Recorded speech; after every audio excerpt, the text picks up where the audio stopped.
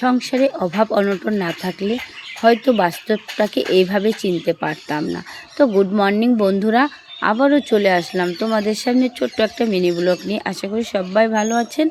আর রোজগার মতো দেখো লেগে পড়েছি কাজের জন্য। আর কাজ কি করব, কাজ করতে করতে নানান রকমের চিন্তা ভাবনা করতে করতেই দিন পার হয়ে যায়।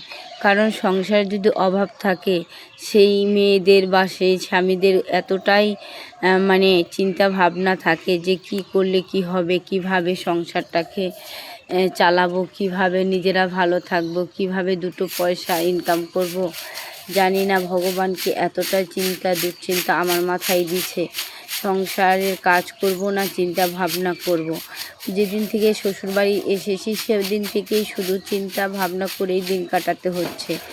ছেলেদের নিয়ে কিভাবে ভালো থাকবো, কিভাবে ভালো কাটবো জানি না।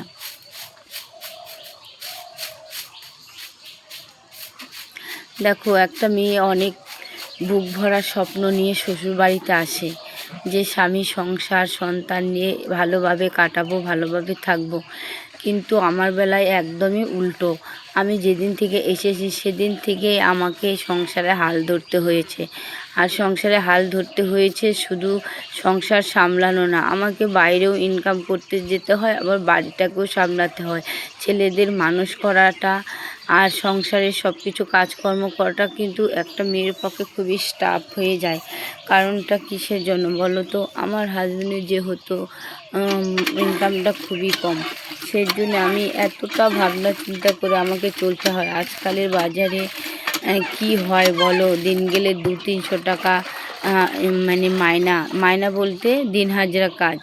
তাই নিয়ে আমাকে কিভাবে ভাবনা চিন্তা করে কাজ করতে হয় জানি না। এই চিন্তা ভাবনা কবে আমার দূর হবে? তো বন্ধুরা দেখো, অনেক কষ্টের মাঝেও তোমাদের এই রকম একটু করে ভিডিও তুলে ধরছি যাতে এখান থেকে কিছু করতে পারি। তো বন্ধুরা, তোমাদের কাছে আমার একটাই অনুরোধ, আমার ভিডিওটা তোমরা একটু এগিয়ে নিয়ে যাওয়ার সাহায্য করো।